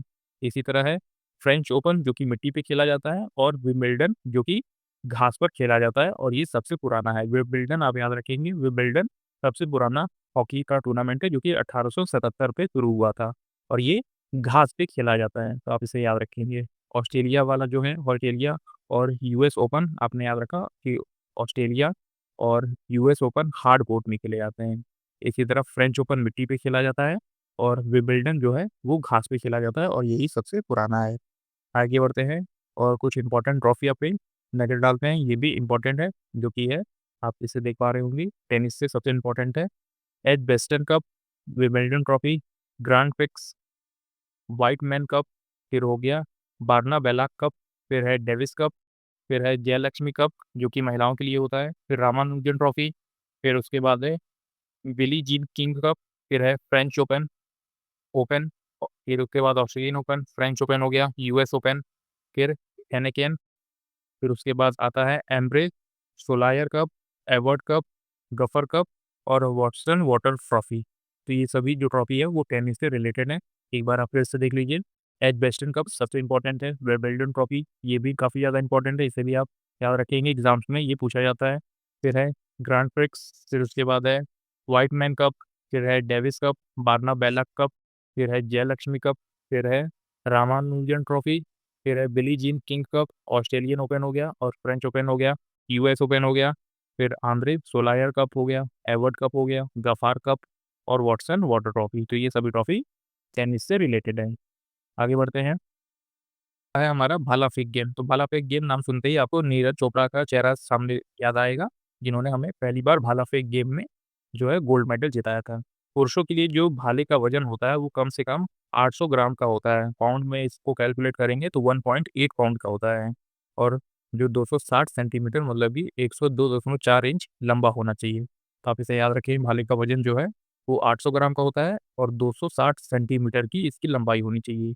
जबकि महिलाओं के लिए भाले का वज़न जो है वो 600 ग्राम होता है और न्यूनतम जो है 220 सेंटीमीटर की इसकी लंबाई होनी चाहिए। तो महिलाओं के लिए थोड़ा-सा कम कर दिया जाता है, जो इनका स्टैंडर्ड पैमाना होता है उससे थोड़ा-सा कम। जैसे कि जो मेल्स के लिए भाले का वज़न है वो 800 ग्राम होगा और 260 सेंटीमीटर की लंबाई, जबकि महिलाओं के लिए ये 600 ग्राम का भार होगा और इसकी न्यूनतम लंबाई 220 सेंटीमीटर की होगी। इसी तरह हमारा नेक्स्ट गेम है जो कि है डिस्कस थ्रो। डिस्कस थ्रो आप याद रखेंगे, इसमें डिस्क या फिर गोला फेंका जाता है, जितनी दूर जिसका गोला जाता है, वो उस गेम को जीत जाता है, उस इवेंट को जीत जाता है। तो डिस्कस थ्रो इवेंट में महिलाओं के लिए मेटल डिस्क का वज़न जो है वो 1 किलोग्राम का होता है। पुरुषों के लिए ये 2 किलो का होता है जिसका व्यास 22 सेंटीमीटर होता है और महिलाओं के लिए ये 1 किलो का होता है जिसका व्यास 18 सेंटीमीटर होता है। जहाँ तक संभव हो 2.2 मीटर व्यास के घेरे के अंदर रहें। तो एक घेरा बना दिया जाता है और उसी घेरे के अंदर से आपको वो जो डिस्कस थ्रो है वो फेंकना होता है। मतलब कि जो उस घेरे के अंदर रह के जितनी दूर फेंक पाएगा वो इस इवेंट को जीत जाता है। आगे बढ़ते हैं और नेक्स्ट गेम रहता है, ये गेम नहीं है, एक तरह का ये रेस होता है, आप इसे याद रखिए। तो ये मैराथन के नाम से इसे जाना जाता है। जो स्टैंडर्ड लेवल का मैराथन होता है, वो दौड़ की दूरी लगभग 26 मील मतलब कि 385 गज की होती है। आप इसे किलोमीटर में देखेंगे तो लगभग 42.195 किलोमीटर का एक स्टैंडर्ड मैराथन होता है। जो भी मैराथन आपने देखा होगा वो लगभग 40 से 42 किलोमीटर के बीच का ही होता है। आगे देखते हैं, ये हाफ मैराथन से भी एक प्रतियोगिता होती है, जिसकी जो किलोमीटर में होती है, वो 21 किलोमीटर के आसपास होती है। फिर है अल्ट्रा मैराथन। अल्ट्रा मैराथन होता है 22.2 किलोमीटर मतलब कि 26.2 मील से अधिक लंबा होता है। साढ़े 22 किलोमीटर आप इसे समझ सकते हैं कि एक अल्ट्रा मैराथन होता है जो कि 42 किलोमीटर से थोड़ा-सा ज़्यादा होता है। आगे बढ़ते हैं, जिसमें कि 4 थ्रोइंग स्पर्धाएँ कुछ इस प्रकार से होती है, जैसे कि मैंने आपको ऊपर बताया, डिस्कस थ्रो होता है, हैमर थ्रो होता है, भाला फेंक और गोला फेंक। तो ये 4 थ्रोइंग स्पर्धाएँ हैं, मतलब कि आपको एक जगह पे खड़े होकर ये सारी चीज़ें जो हैं, वो फेंकनी होती हैं। ये भी एक तरह का खेल होता है। जो ज़्यादा दूर तक इन सभी चीज़ों को फेंक पाता है, वो उस इवेंट को जीत जाता है। डिस्कस थ्रो, हैमर थ्रो, भाला फेंक और गोला फेंक। आइए बढ़ते हैं अब अपने कुछ इंपॉर्टेंट क्वेश्चन आंसर की तरफ, जो एसएससी के डिफरेंट ईयर एग्ज़ाम्स में पूछे गए हैं। इसमें आपको सभी तरह के एग्ज़ाम्स कवर मिलेंगे, जैसे कि सीजीएल हो गया, केएचएसएल, सीएचएसएल, एमटीएस, तो इन सभी एग्ज़ाम्स में पूछे गए क्वेश्चन हैं। तो आइए देखते हैं कि एसएससी में किस टाइप के स्पोर्ट के क्वेश्चन जो हैं वो पूछे जाते हैं प्रीवियस ईयर एग्ज़ाम्स में। तो इसमें पहला क्वेश्चन हम देखते हैं, जो कि है लिम्बा-राम का संबंध किस चीज़ से है? तो ये कौन-सा खेल खेलते हैं? ये खेल खेलते हैं तीरंदाजी। तो आप इनका नाम याद रखेंगे कि लिम्बा-राम का संबंध है तीरंदाजी से। आइए बढ़ते हैं दूसरा क्वेश्चन, जो कि है भारतीय ओलंपिक संघ का संबंध है। तो भारतीय ओलंपिक संघ का संबंध किस चीज़ से है? अंतर्राष्ट्रीय ओलंपिक समिति से है। तो ये इसका राइट आंसर हो जाएगा, आप इसे याद रखिए। आगे बढ़ते हैं और नेक्स्ट क्वेश्चन है हमारा, भारत ने अभी तक एशियाई खेलों का आयोजन केवल 2 बार किया है। किस-किस टाइम में किया है? तो 1951 में किया है और 1982 में किया है। तो आप ये 2 बार का याद रखेंगे कि इंडिया ने अभी तक जो एशियाई खेल होते हैं, उसका आयोजन केवल 2 बार किया है। एक 1951 में किया है और एक 1982 में किया है। इंपॉर्टेंट क्वेश्चन है, आप इसे याद रखिए। आगे बढ़ते हैं और लेते हैं नेक्स्ट क्वेश्चन। एक तीरंदाजी लक्ष्य में टेस्ट होते हैं क्या? 10 वृत्त होते हैं। सबसे पहला बोला, फिर दूसरा, और ऐसे करके 10-10 वृत्त होते हैं। जो सबसे बीच में वो तीर मारेगा, वो उस प्रतियोगिता में जीत जाता है। आगे देखते हैं, नेक्स्ट क्वेश्चन आता है हमारा, प्रथम आधुनिक ओलंपिक आयोजित किया गया है। जो प्रथम आधुनिक ओलंपिक जो होता है, वो कब आयोजित किया गया? 1896 में एथेंस में किया गया। एथेंस कहाँ पे है? तो ग्रीस में है। तो आप इनका याद रखेंगे, ये वाला क्वेश्चन इंपॉर्टेंट है कि जो प्रथम आधुनिक ओलंपिक था, वो कब आयोजित किया गया था? वो आयोजित किया गया था 1896 एथेंस में। एथेंस कहाँ पे है? तो ये ग्रीस में है। आगे बढ़ते हैं, क्रिस्टियानो रोनाल्डो एक फुटबॉलर हैं। तो आप इनका नाम सभी को पता होगा। ये कहाँ के हैं? तो ये पुर्तगाल के हैं। तो याद रखें कि क्रिस्टियानो रोनाल्डो जो है वो फुटबॉलर है और कहाँ के हैं? तो ये पुर्तगाल के हैं। आगे बढ़ते हैं, शतरंज में राजा केवल एक वर्ग आगे बढ़ सकता है, किसी भी दिशा में। अब ये याद रखिए कि शतरंज में केवल राजा एक ही वर्ग आगे बढ़ सकता है, किसी भी दिशा में वो आगे बढ़ सकता है। आगे है, पुरुष क्रिकेट विश्व कप की शुरुआत कब हुई थी? तो 1975 में हुई थी। तो अब ये याद रखेंगे कि पुरुष क्रिकेट विश्व कप की शुरुआत कब हुई? 1975 में, जिसमें वेस्ट इंडीज की टीम जो है वो इस विश्व कप को जीत गई थी 1975 में। आगे बढ़ते हैं, घुड़सवारी वॉल्टिंग एक जिम्नास्टिक एवं नृत्य है जो किया जाता है कहाँ? घोड़े की पीठ पर किया जाता है। तो इस तरह के भी नृत्य होते हैं जिसे घुड़सवारी वॉल्टिंग कहा जाता है, या एक जिम्नास्टिक और डांस फॉर्म है। आगे है हमारा क्वेश्चन, फुटबॉल विश्व कप की शुरुआत कब हुई? तो 1930s में हुई थी। तो आप ये याद रखेंगे, फुटबॉल विश्व कप की शुरुआत कब हुई? 1930 में हुई थी। आगे बढ़ते हैं, प्रथम दक्षिण एशियाई फेडरेशन खेल आयोजित किए गए थे कहाँ पे? काठमांडू, नेपाल में 1984 में। तो आप ये याद रखेंगे कि प्रथम दक्षिण एशियाई फेडरेशन खेल आयोजित किया गया कहाँ पर? काठमांडू में, जो कि नेपाल में है। और किस ईयर में किया गया था? 1984 में ये किया गया था। आगे हमारा क्वेश्चन, जो कि है एथलेटिक्स फेडरेशन ऑफ इंडिया का गठन किया गया। तो कब किया गया? 1946 में किया गया था। अब ये याद रखेंगे, इंपॉर्टेंट क्वेश्चन बनता है ये हमारा कि एथलेटिक्स फेडरेशन ऑफ इंडिया का गठन कब किया गया? 1946 में किया गया था। आगे है, फ्रांस ने दूसरे ओलंपिक खेलों की मेज़बानी की थी। तो फ्रांस ने दूसरे ओलंपिक खेलों की मेज़बानी कब की? 90s में की थी, मतलब 1900 में किया था, 1900 में किया था। आगे है, रंगास्वामी कप, आगा खां कप और बेटन कप, ये किस कप से संबंधित है, किस खेल से? तो जैसा मैंने ऊपर आपको बताया था, ये सभी कप जो है वो हॉकी से संबंधित है। तो आप इन सभी चीज़ों को याद रखेंगे, इंपॉर्टेंट क्वेश्चन है। स्पोर्ट्स टर्म से इसी तरह के क्वेश्चन जो है वो पीवाईक्यूज़ में पूछे जाते हैं, सीजीएल में पूछे जाते हैं। तो आप याद रखें, रंगास्वामी कप, आगा खां कप और बेटन कप, ये हॉकी से संबंधित है। आगे है क्वेश्चन हमारा, शतरंज में एकमात्र मोहरा जो एल आकार में किसी भी वर्ग तक जा सकता है, वो कौन है? तो वो नाइट होता है। तो जो नाइट होता है वो एल आकार में या तो ऊपर या फिर टेढ़े में, जैसा एल बनता है उस तरह से वो आगे जा सकता है। उसे नाइट्स के नाम से जानते हैं। आगे बढ़ते हैं, नेक्स्ट क्वेश्चन है हमारा, हॉकी में पीले कार्ड का मतलब क्या होता है? खिलाड़ी मैदान से बाहर हो जाएगा। तो हॉकी में जो पीले कार्ड का मतलब है, उसमें खिलाड़ी मैदान से बाहर हो जाएगा 5 मिनट के लिए। तो आप याद रखेंगे कि जो हॉकी में खेल होता है उसमें पीला कार्ड है यदि किसी प्लेयर को मिलता है तो वो उस गेम से 5 मिनट के लिए बाहर बैठेगा। आगे है Syed Modi India international tournament संबंधित है। ये इंपॉर्टेंट क्वेश्चन है, आप याद रखेंगे। Syed Modi India international tournament संबंधित है किस खेल से? तो ये बैडमिंटन के खेल से संबंधित है। आगे है हमारा क्वेश्चन जो कि है मनीषा कल्याण का संबंध किस खेल से है? तो ये कौन सा खेल खेलती हैं? ये है फुटबॉलर। तो आप इनका नाम याद रखेंगे कि मनीषा कल्याण का संबंध किस खेल से है? तो फुटबॉल से है। आगे बढ़ते हैं। शतरंज में प्यादे जो पॉन्स होते हैं उनकी संख्या कितनी होती है? वो 16 की संख्या में होते हैं। आगे है बैडमिंटन नेट की ऊंचाई कितनी होती है? इंपॉर्टेंट क्वेश्चन है, याद रखेंगे। बैडमिंटन नेट की ऊंचाई होती है लगभग 5.1 फीट, 5.1 फीट की बैडमिंटन के नेट की ऊंचाई होती है। आगे है हमारा क्वेश्चन जो कि है पुरुषों के लिए कबड्डी खेल मैदान का आकार कितना होता है?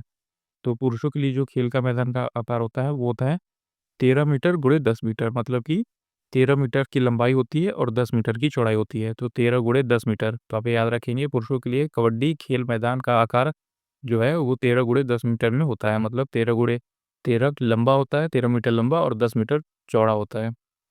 अगला जो इम्पोर्टेंट क्वेश्चन आता है वो है लिंथी चनबम जो कि मणिपुर से संबंधित है, वो है जूडो से संबंधित है।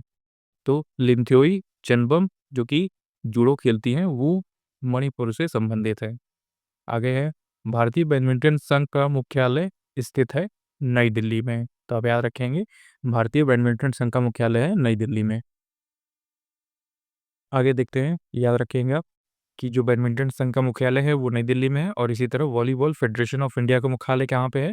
तो ये चेन्नई में है। तो ये दोनों क्वेश्चन इंपॉर्टेंट है, आप याद रखिए। तो पहला जो आपने देखा वो बैडमिंटन वाला देखा, फिर दूसरा है वॉलीबॉल से संबंधित और तीसरा आता है हमारा भारतीय एथलेटिक्स महासंघ का मुख्यालय। तो ये भी कहाँ पे है? ये भी नई दिल्ली में है। तो आप याद रखेंगे इसको भी कि भारतीय एथलेटिक्स महासंघ का मुख्यालय नई दिल्ली में है। इसी तरह हॉकी इंडिया का मुख्यालय ये कहाँ पे है? तो ये भी नई दिल्ली में है। तो आप याद रखें ज़्यादातर जो मुख्यालय हैं वो कहाँ पे है? वो नई दिल्ली में है। आगे बढ़ते हैं और अगला क्वेश्चन देखते हैं। फुटबॉल में जब कोई खिलाड़ी फाउल करता है तो विपक्षी टीम को दिया जाता है, तो क्या दिया जाता है? एक फ्री किक दिया जाता है। तो आप याद रखेंगे ये फुटबॉल का जब कोई खिलाड़ी किसी टीम में फाउल कर देता है तो सामने वाली की टीम को फ्री किक दिया जाता है। आगे है आइस हॉकी में सामान्यतः खेल के दौरान प्रत्येक टीम में खिलाड़ियों की संख्या होती है तो 6 होती है, मतलब कि आइस हॉकी में दोनों टीम में 6-6 प्लेयर खेलते हैं। आगे है बास्केटबॉल कोर्ट का आकार होता है, कैसा होता है? आयताकार होता है। तो आप याद रखेंगे कि बास्केटबॉल कोर्ट का आकार किस तरह होगा? तो ये आयताकार होगा। आगे है प्रतिदिन एक टेस्ट मैच के लिए न्यूनतम ओवर सीमा कितनी है? जब कोई क्रिकेट का टेस्ट मैच होता है तो एक दिन में वो 90 ओवर तक खेल सकते हैं। तो आप याद रखेंगे कि टेस्ट मैच में एक दिन में लगभग 90 ओवर तक बॉल डाली जा सकती है। आगे बढ़ते हैं। अंतर्राष्ट्रीय क्रिकेट परिषद जिसे आईसीसी कहते हैं उसकी स्थापना 1909 में इंपीरियल क्रिकेट कॉन्फ्रेंस के रूप में की गई थी, जिसका मुख्यालय कहाँ पे है अभी?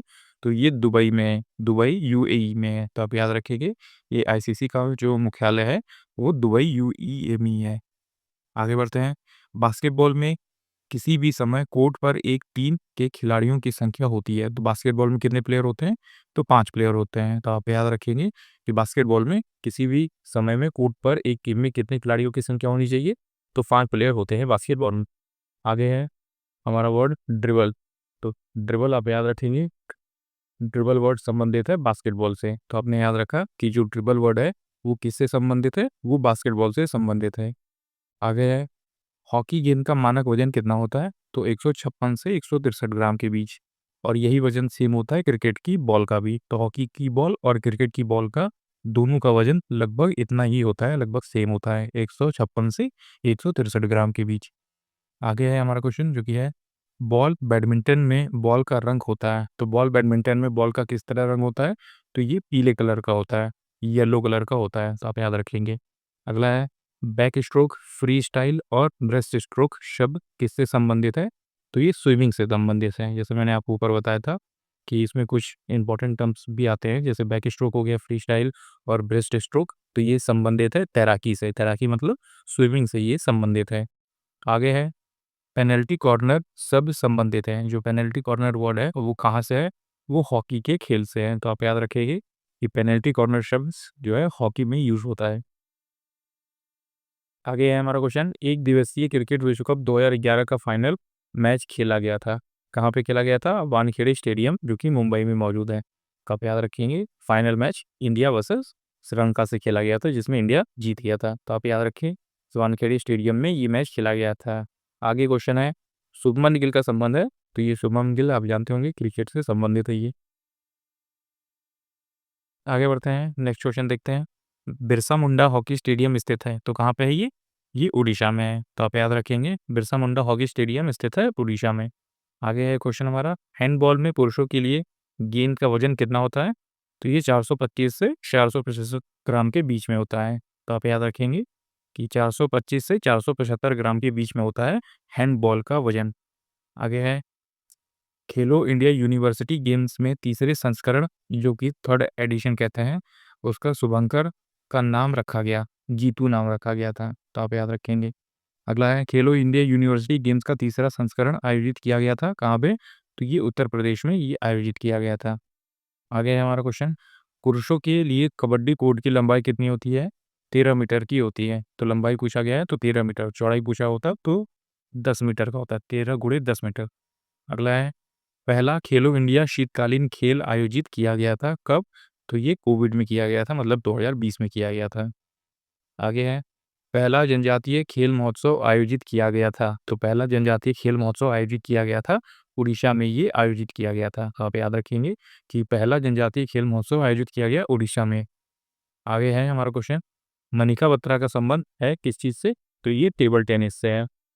तो याद रखेंगे आप, मनिका बत्रा का संबंध है टेबल टेनिस से। आगे है हमारा क्वेश्चन, लॉन टेनिस में डबल मैचों के लिए कोर्ट की चौड़ाई और लंबाई क्या है?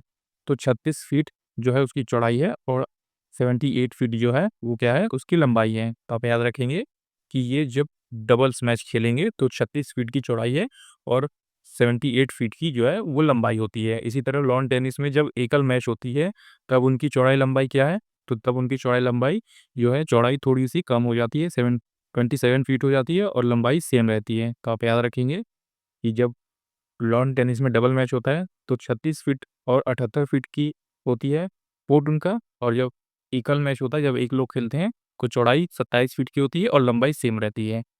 आगे है हमारा क्वेश्चन, जो कि है, फुटबॉल में गोल लाइन और पेनल्टी स्पॉट के बीच की दूरी कितनी है? तो ये 12 गज की होती है।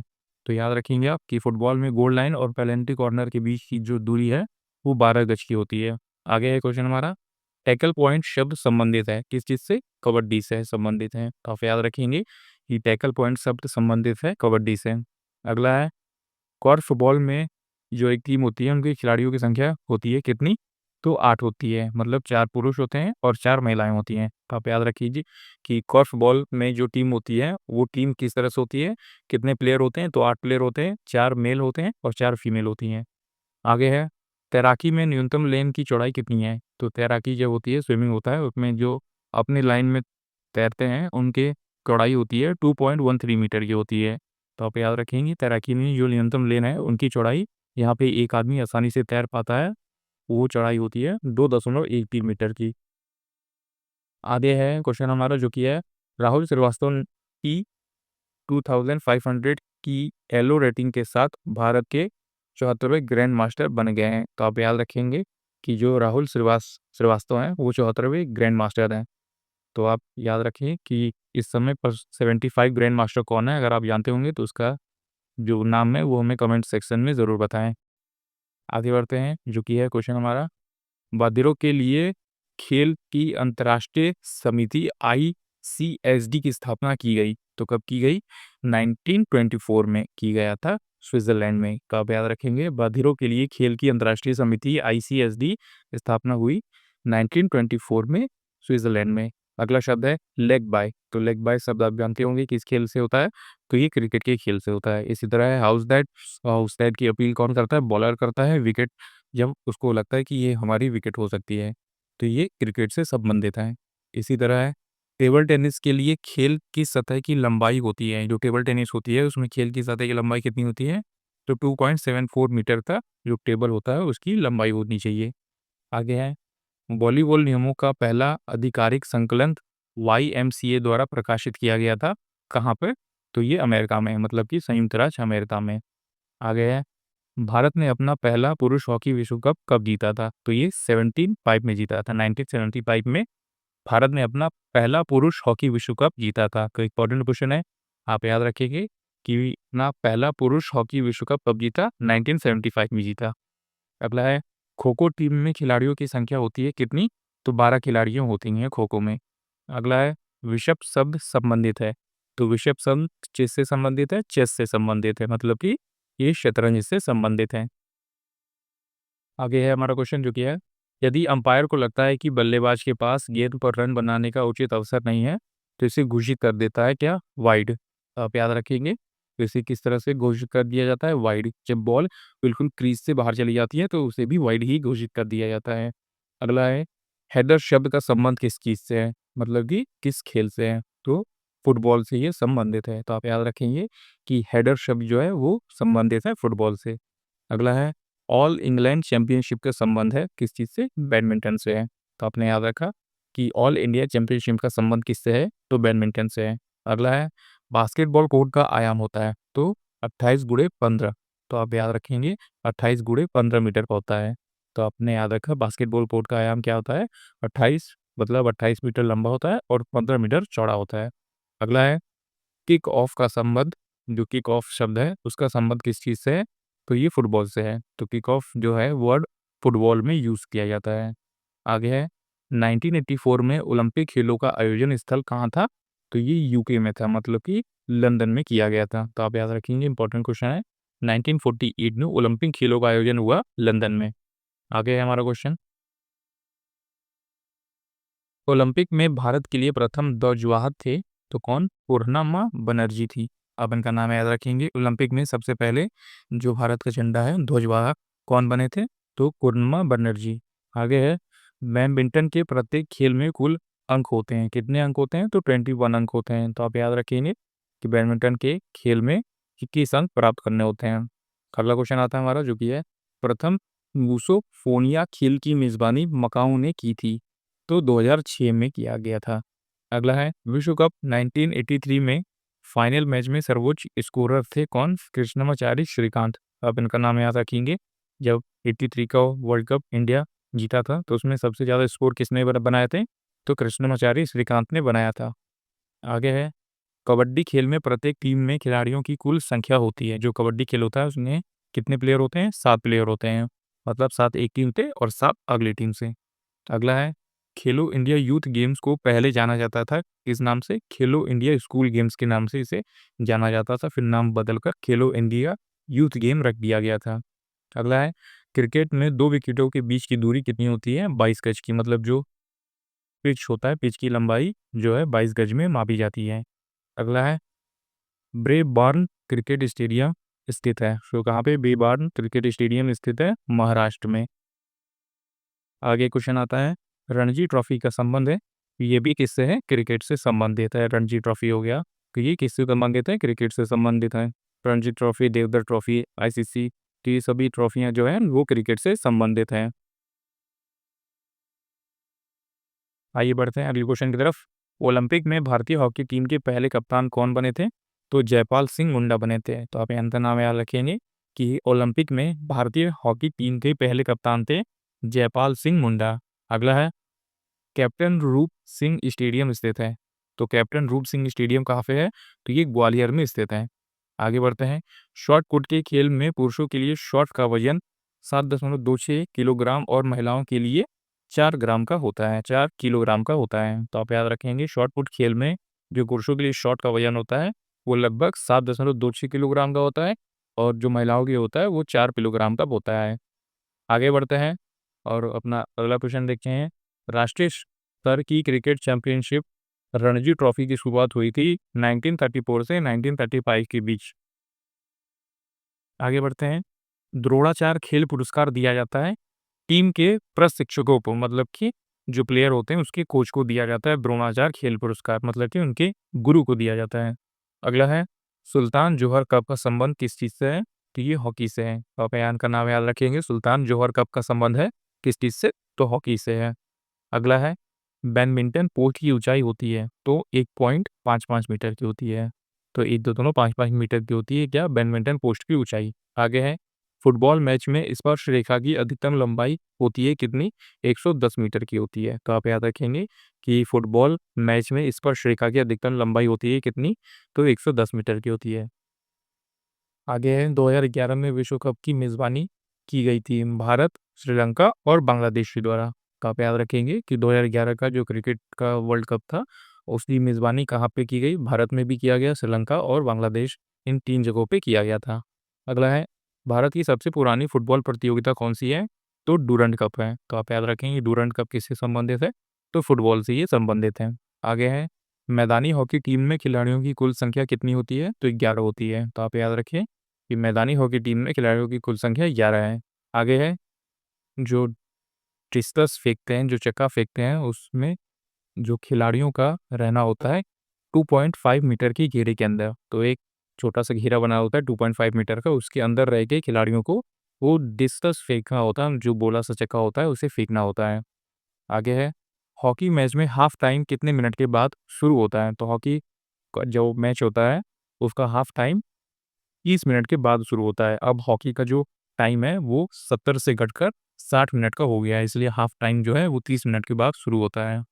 आगे बढ़ते हैं, राष्ट्रमंडल खेलों में स्वर्ण पदक जीतने वाले पहले भारतीय थे कौन? मिल्खा सिंह थे। तो आप याद रखेंगे कि जो राष्ट्रमंडल खेलों में स्वर्ण पदक गोल्ड मेडल जीतने वाले पहले भारतीय थे मिल्खा सिंह। आगे हैं, एक क्रिकेट मैच में फील्ड अंपायरों की संख्या होती है, कहाँ पे होती है? 2 होती है। तो 2 फील्ड अंपायर जो है वो क्रिकेट के मैच में होते हैं। एक सबसे विकेट के पीछे खड़ा होता है और एक दूसरी तरफ साइड में खड़े होते हैं।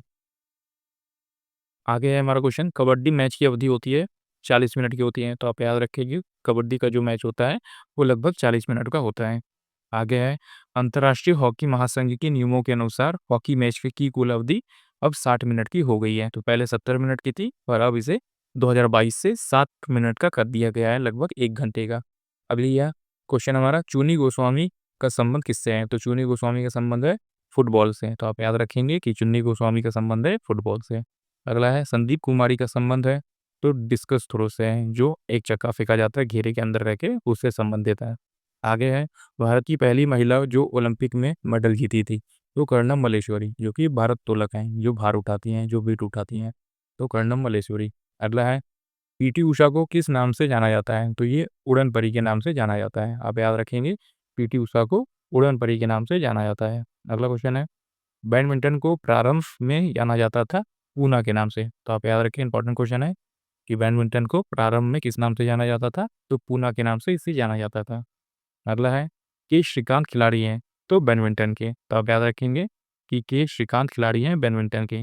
अगला है बास्केटबॉल में बैक कोर्ट और फ्रंट कोर्ट है, केंद्र रेखा का भाग होता है। तो आप याद रखेंगे बास्केटबॉल में बैक कोर्ट और फ्रंट कोर्ट होता है केंद्र रेखा का भाग। अगला है वह स्थान जहाँ मुकाबला होता है उसे रिंग कहा जाता है। तो ये रिंग कहाँ पे होते हैं? मुक्केबाजी में होते हैं। तो आप याद रखेंगे आपने कभी बॉक्सिंग का मैच देखा होगा तो उसमें चारों तरफ रिंग बने होते हैं, रिंग के अंदर ही मुकाबला होता है, मैच होता है। अगला है कुश्ती की चटाई के लिए मोटाई होनी चाहिए।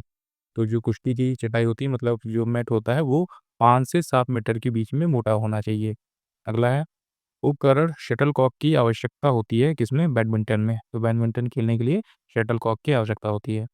आगे है मेजर ध्यानचंद प्रसिद्ध हैं क्योंकि वो फील्ड हॉकी के बहुत बड़े प्लेयर हुआ करते थे। तो आप याद रखेंगे मेजर ध्यानचंद प्रसिद्ध है क्योंकि फील्ड हॉकी के बहुत बड़े प्लेयर थे। अगला है द वॉल के नाम से प्रसिद्ध भारतीय क्रिकेटर है। द वॉल के नाम से किसे जाना जाता है? तो वो राहुल द्रविड़ को जाना जाता है द वॉल के नाम से। आगे है वॉलीबॉल 2 टीमों के साथ खेला जाता है। प्रत्येक टीम में होते हैं कितने? 6-6 खिलाड़ी होते हैं। तो इस टीम में 6 और हमारी सामने वाली टीम में 6। तो इस तरह से 6 और 6 खिलाड़ी होते हैं, मतलब कि टोटल उस टीम में टोटल उस मैदान में 12 खिलाड़ी खेल रहे होते हैं वॉलीबॉल। अगला है शतरंज की बिसात पर सफ़ेद वर्गों की संख्या कितनी होती है? तो ये 32 होती है। तो इसमें सफ़ेद वर्ग की पूछिए तो 32, ब्लैक की पूछती तो वो भी 32। तो दोनों मिलकर 64 खाने बने होते हैं शतरंज के बोर्ड पर। अगला है ड्रिबलिंग शब्द संबंधित है, तो बास्केटबॉल से ये संबंधित है ड्रिबलिंग शब्द। 83 क्रिकेट विश्व कप आयोजित किया गया था कहाँ पे? इंग्लैंड में ये आयोजित किया गया था। तो आप याद रखेंगे कि 1983 का जो क्रिकेट विश्व कप है जिसमें इंडिया जीती थी, वो कहाँ पे खेला गया? वो खेला गया था इंग्लैंड में। अगला है, कपिल देव ने क्रिकेट विश्व कप सबसे अधिक रन बनाए थे। 83 वाले विश्व कप में कपिल देव ने सबसे ज़्यादा रन बनाया था। आगे है, सैयद मुश्ताक अली ट्रॉफी टूर्नामेंट संबंधित है किससे?